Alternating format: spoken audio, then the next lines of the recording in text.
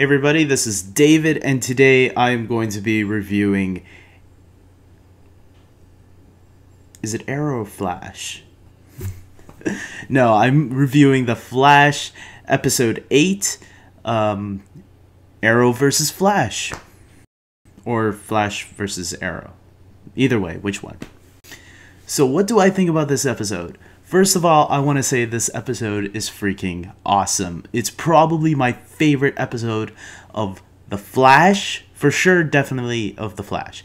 And of, well, okay, it's not an Arrow episode, so it's not really fair for me to say it's my favorite Arrow episode. But it's definitely one of my favorite episodes with the Arrow in it. So, with that being said, let's get to this, whole episode. What did I think of it? First of all, the villain. The villain wasn't really used much. He was there for a few scenes, but for what he was there for was really to get Barry to go all ballistic on Oliver and Eddie. Let's not forget that. And a couple of other characters too, which was really cool. We got to see a more darker side of Flash, and it allowed us to see what would it be like if Barry did lose control? Because let's face it, whenever these superheroes come, there's always the question of what if these superheroes just did whatever the hell they wanted? Then we would look at them a little bit differently. And my thought going through the episode did make me think, will this episode have any consequences down the line? And with that being said, it was great seeing Barry act this way, because it allowed him to really get out some issues that he really had. Obviously as Barry Allen, he didn't get those issues out on Eddie. He got them more out with the mask on and all that, which is maybe good, because that way Barry can still, maintain a good friendship with Iris.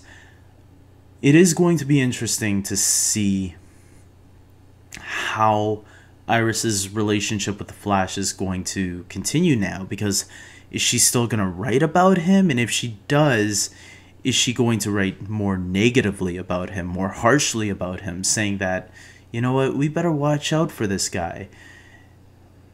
It also makes me wonder if this is all part of the plan for, maybe they want the city to go after the Flash, because let's not forget that Eddie went to the police, to his captain earlier, and told him, hey, look, we should go out and arrest this Flash guy. Could Eddie have something to do with this?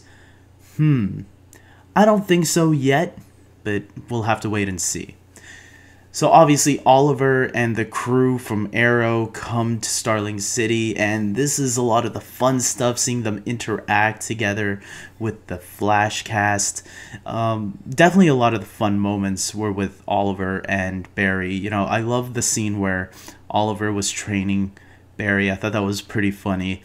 The stuff in Star Labs was great. The conversations that were going on when Cisco and what's her name, Caitlin, walk in on Felicity and Barry, and after her, Felicity's dress, her shirt went on fire, and they say that line. What was it again? I forgot, but it was so funny. The episode had some really great humor all over throughout the entire episode, and I loved it. I love the betting, when Diggle was arguing with Cisco and Caitlin, and they were wondering who would win in a fight. It kind of reminded me of fans, sometimes fans, like, I'm guilty of it myself. I'm always arguing with my brothers, like, who would win in a fight, Batman or Superman or Flash or Arrow, So hearing a little bit of bickering, that was pretty funny too. It was great humor throughout, and great action throughout. The fight with Arrow and Flash at the end was really well done, really well directed and paced, and it was just great to watch. How were they gonna make Oliver control Barry? How is he gonna beat Barry at his own game? Because the Flash is very powerful, and realistically, someone like Oliver would get his ass kicked, by the Flash. But I felt they handled it pretty well, especially with that, he he did the trick that he did earlier, but Barry knew that it was coming. And he's like, your old tricks can't work on me. But then he had one more trick up his sleeve. That was really cool. And it just shows that sometimes, brains are smart, but smarter than powers, and that's all Oliver really needs. And it kind of, it was just cool. I loved it. I loved it all around. We got a little bit of Harrison Wells in here, up to his old tricks. How did he find out Oliver's secret? Obviously it might have been from that computer program from the future. Who knows? But obviously he can look into the future, I guess, and that's how he probably found out. Yeah, that's all. But even Oliver knew something was up with Harrison Wells. So, I wonder what he's up to. That son of a bitch. We also got to see towards the end of the episode the girl that Oliver got pregnant. That last season, Maura paid her off to keep quiet and not to report that to anybody, that Oliver was his son. And now we got to know that yes, the son is still there. He's probably a 4-year-old kid or something, 5-year-old. I guess if he's able to talk to the phone to his mom, I guess that would be, I guess 4 or 5 is reasonable, maybe. I don't know, but that was a really surprising little twist that was in the episode. That was a nice little Easter egg. I wonder if that will come into play. For sure one day it will come into play on Arrow, but what about on The Flash? Now that we know she's living in Central City, will she appear on The Flash again? Will we see her go back on Arrow? Who the hell knows? But that was a little cool Easter egg. I really was surprised by it. And I didn't know at first. It was escaping me. And then as soon as she left and she went on the phone talking to... I had a feeling it might have been her. But the phone call confirmed it to me. And I was like, oh, okay, so it is her. And I was really surprised. It was really cool. And then we got at the end that little tease of Heat Wave. Or no, not Heat Wave, Firestorm. Played by Robbie Amell. And that was interesting. I wasn't expecting that. That was a cool little tease. Maybe for the next episode? Who knows? Because, didn't Captain Cold and Heat Wave is with Captain Cold, I think, right? So they were teased a couple of episodes ago, and they haven't shown up yet. So I guess we're still waiting for those two, right? So, I don't know.